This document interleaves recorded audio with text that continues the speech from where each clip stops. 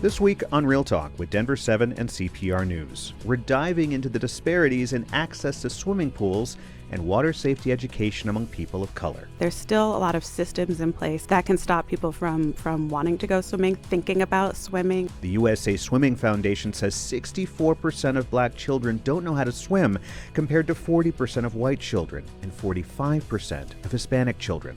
It just makes it harder for parents to probably want to put their kid in the sport. You never know what your kid may go through being the only person of color. How the history of segregation is still contributing to these disparities despite abundant natural waterways and swimming facilities across Colorado. Welcome to Real Talk with Denver7 and CPR News. I'm Colorado Public Radio's Nathan Heffel. Each week, in a partnership between Denver7 and CPR, we have a real talk about issues impacting underrepresented people across Colorado and amplifying voices you may not always hear. Micah Smith is out this week, but she'll be back for our next show. So this week, we're talking about swimming equity and how a lack of access to proper water safety education and swim lessons leaves underserved people behind. This is especially true for people of color.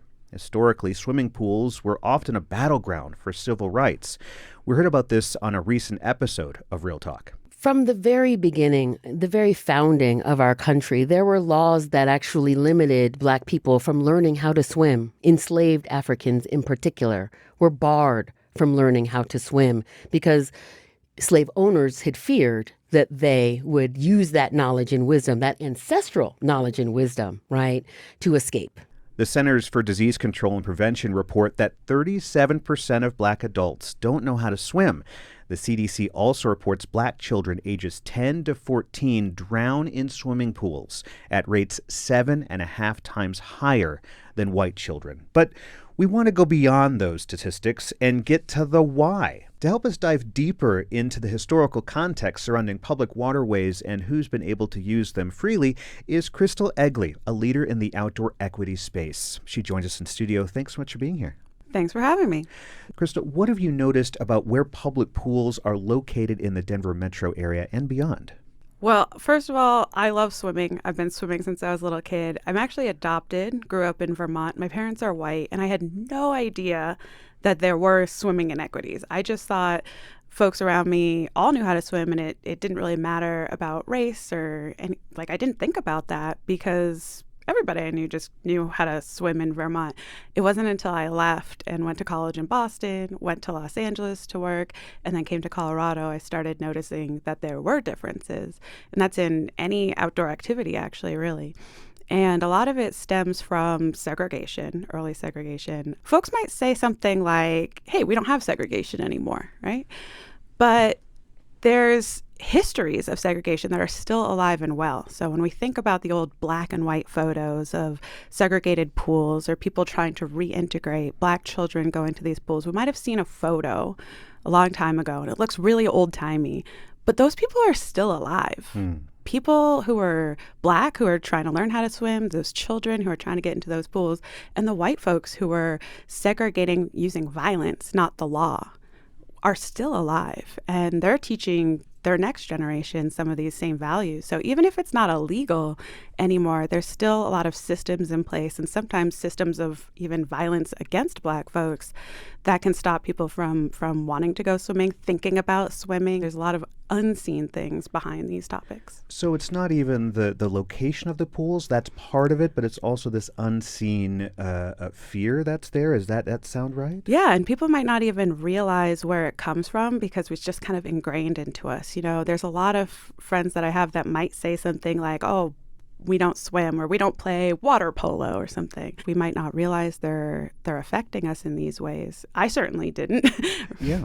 Well, and that's, kind of a shared context I just learned about you. I'm also adopted. My parents are white, and I swim like a fish. My parents sent me there. But again, now that I have an adopted daughter, she's biracial, we go to these spaces, and now you can clearly see, oh, there's a difference there. I never thought that I was the only little Hispanic boy in the pool, but I was. was. Yeah. Right? Exactly. And so sometimes when I go swimming at my friend's community pool in Green Valley Ranch, I notice that there's signs that are a list of 20 or more rules, and they're pretty aggressive language. They're like, do not do these things or you will be kicked out.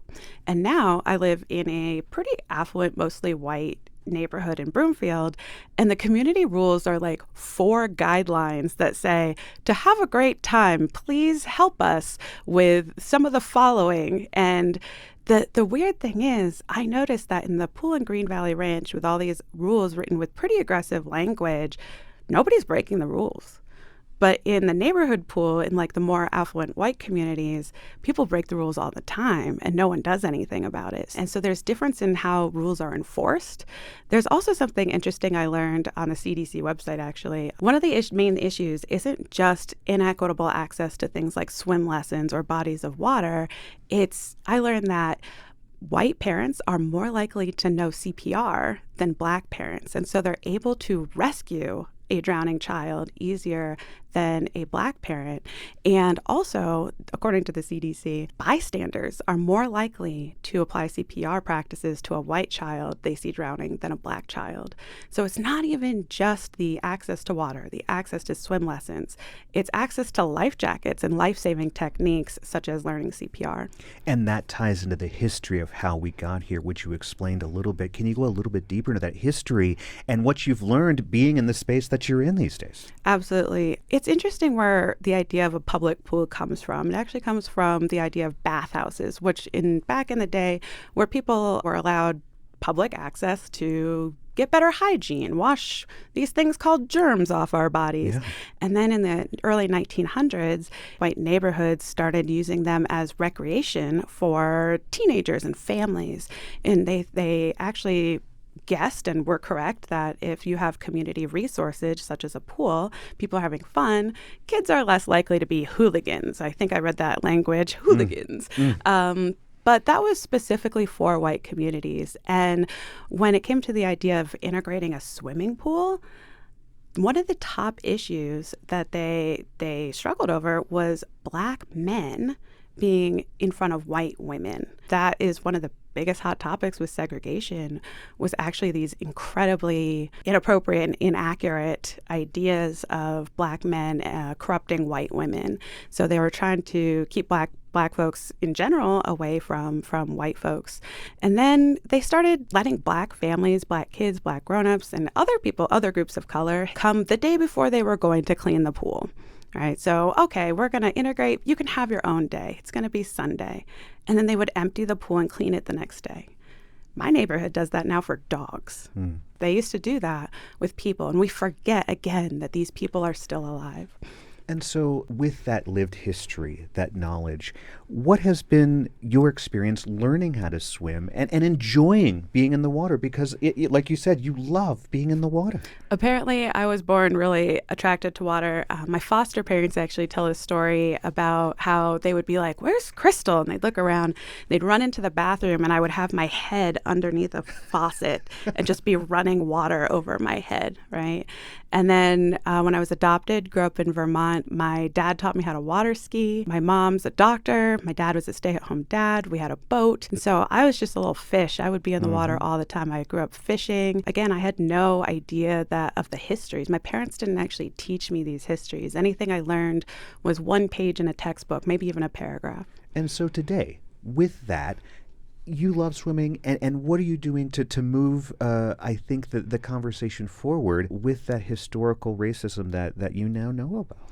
I just taught my daughter how to swim 2 weeks ago. She swam across the pool and around me for the first time. It was amazing. I couldn't get her into swim lessons. It's actually a common problem for people of any racial background. There's not enough access to swim lessons. But I took it upon myself. I taught her how to swim, but I could only do that because I grew up knowing how to swim. And so I couldn't be prouder, but 2 weeks ago, she finally made it across the pool. That is awesome. Crystal Egley, thank you so much for being here for this Real Talk. Thank you. Now, systemic racism from the pre-Civil War era to even post-passage of the Civil Rights Act of 1964 continues to permeate the relationship of people of color with how they approach the water. After the break, we speak with a local swimmer about how she overcame barriers to be competitive in the sport and how she's helping others do the same. Stay with us. This is Real Talk with Denver7 and CPR News.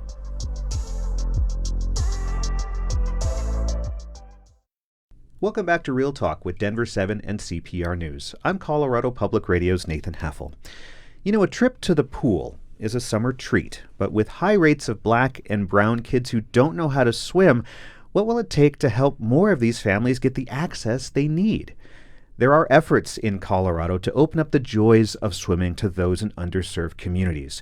For example, in Colorado Springs, a group called Blackpackers offers free lessons in partnership with the Safe Splash Swim School.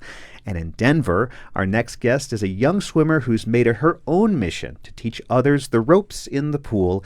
After leading her swim and dive team at Rangeview High School, Leilani Ransberg, who just graduated this spring, teaches private lessons in Metro Denver. Leilani, thank you so much for being here. Thank you for having me. How did you get into swimming? I began swimming when I was 3 years old. My family believe that it's very important to make sure that their kids know how to swim in case of any type of emergency. You just never wanted to be put in that predicament where I could end up drowning. So I've been swimming for a very long time. Yeah.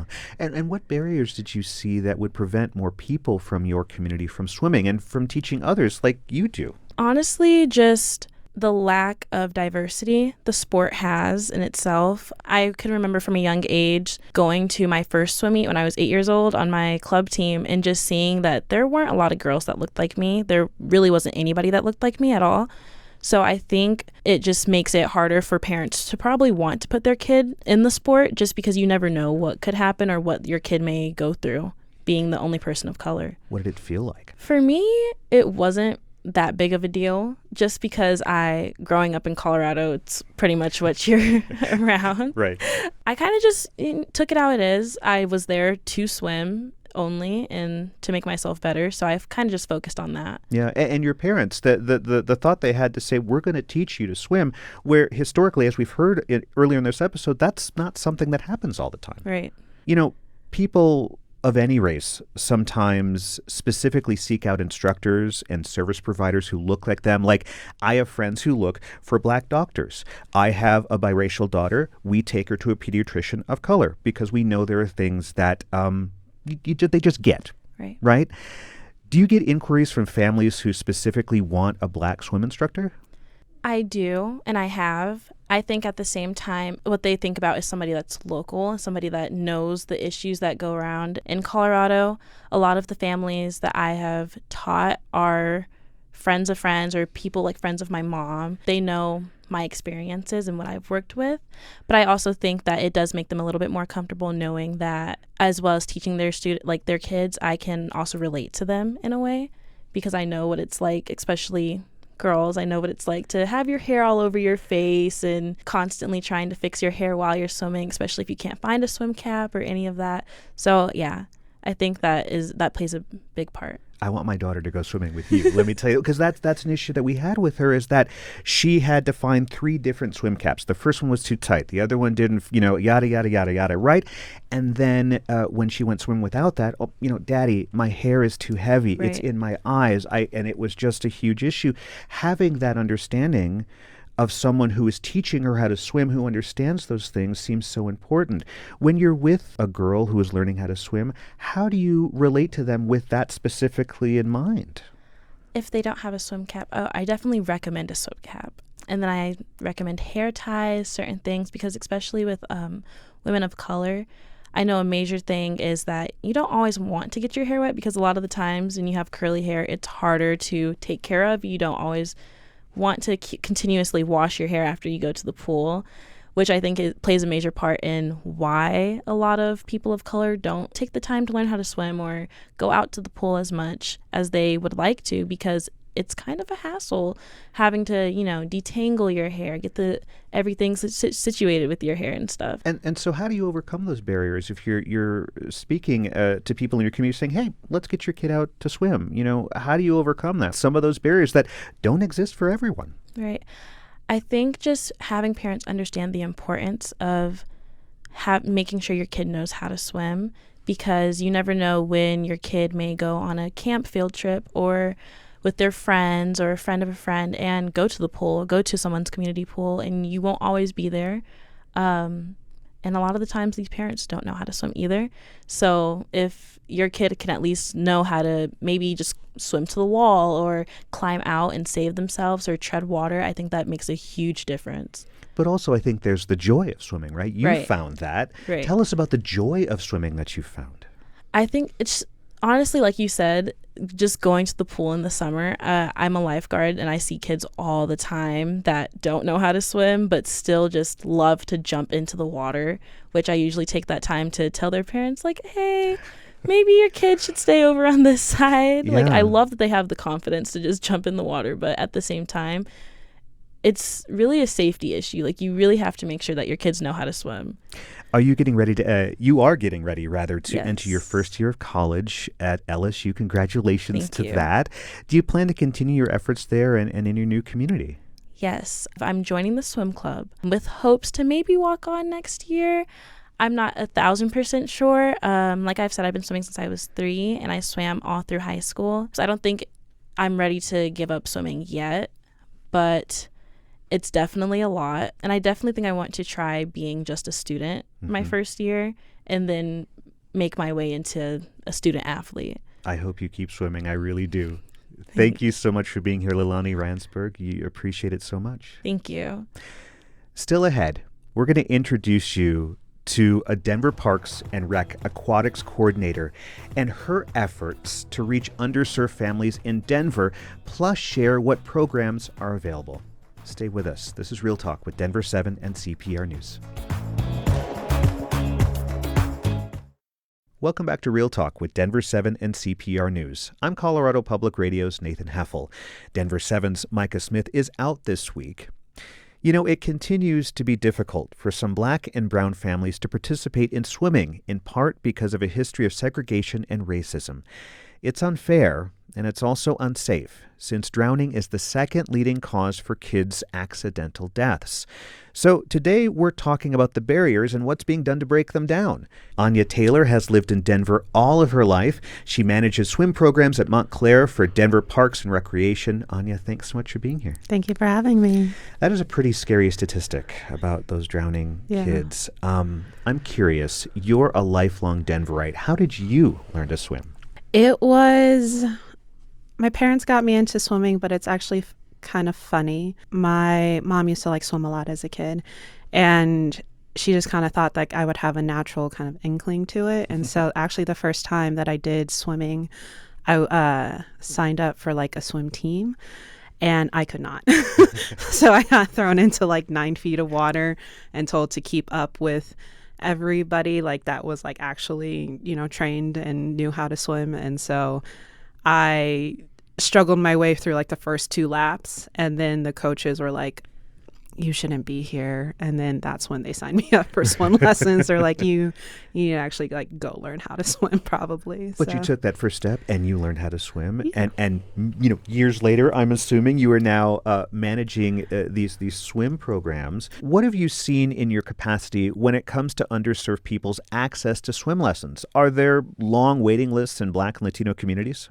So that's definitely the thing. Denver is great in its capacity to offer the swim lessons for sure. And we do have like less expensive lessons too, which I think is kind of why we do have like incredibly long wait lists. It is hard to get into these lessons. So it's a give and take of like, if you want to go to like a private swim school, the lessons are sometimes like 2 to 3 times more expensive than it is in like, you know, our public parks system. And we do offer them in our public park system, but it is hard because we can only offer so much, and it has to be for the entire community as well. Know, one of our colleagues described growing up in the 90s in Denver. She used to get on a school bus and go to the campus of Metro State University for free summer camp that included swim lessons. Outside of Denver Parks and Rec, are there any other opportunities for people, specifically people of color, to learn to swim for free? Yes, I would say though that they're probably a lot harder to find. It's, you know, knowing the community, knowing like what Facebook groups to look at, knowing, you know, who to get in contact with. I think that, people definitely start with well-known organizations and Yeah. then work from there to figure out, hey, like who can I turn to if I'm on the wait list and I'm like 16, Yeah. on the wait list. Right. It's a hunt. It's not like I think as easily accessible as people. And that's a barrier for believe. everyone. And then you add on that a person of color, and then you add on that if there's socioeconomic issues going on there. Exactly. That's a lot of barriers just to learn how to swim. Yeah. And so I also want to bring it back to the faces that we see at the pool. If you go through all those barriers and you go to the pool and you learn how to swim, there may be a lack of people that look like you. Specifically, I'm thinking about lifeguards. The lack of lifeguards in general, but especially the lack of lifeguards that look like people of color. What's the diversity of lifeguards in Denver, and why is that so important? I would say it's actually definitely getting better. You see a lot more Black and brown people and like all kind of just communities of color like wanting to participate. It's nice to see that it's turning into like just like a fun summer job for everybody, the old school movies where it's like, oh, just is my summer fun job. Like everyone's kind of taking that into like their time now, which is really fun. Yeah, I would say it's getting better for sure. And for you, being a person of color, being in this leadership position at this pool, what does it feel like to have kids look up to you and say, hey, you look like me and you can swim like me? Yeah, it's really fun. I have a lot of kids that come up and just ask me like, hey, can like you teach me how to swim? And I'm like, not exactly right now, but I'll definitely try and get in the water and hang out with them, when I can, just to show that it's really just as easy as, you would think. There's nothing to like really be scared of. Although a lot of the kids that come to my center are very confident in themselves. So they're willing to just jump in and have fun and try to swim in 9 feet automatically. So. You're like, whoa, wait a second. Yeah, it's like, take a step, take a breather. But, I would never discourage them. I think that's the thing too. Like you always want to make sure like, if you're down to try it, because that's my biggest thing with like teaching kids how to swim and making sure everyone feels good is like, if you're down to try it, I'm never going to try to make you think that this is scary or like something that you shouldn't, be doing. It's just like, okay, well, let's try. And then if you, accidentally swallow some water, cough it out and we'll try again in like 5 minutes. So, yeah. Anya, what tips do you have for families who want to get kids into swim lessons but haven't been able to?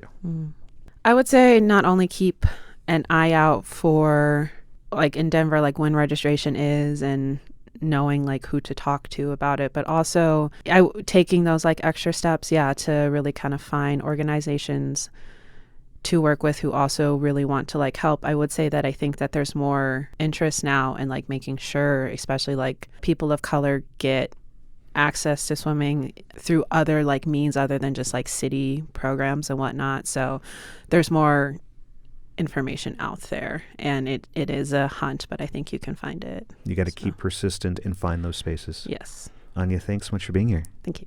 And that's this week's episode of Real Talk with Denver7 and CPR News. Every week, we have a real talk on issues that impact Coloradans who are often overlooked. You can find all of our shows on denver7.com/realtalk or at cpr.org/realtalk. Have a great day.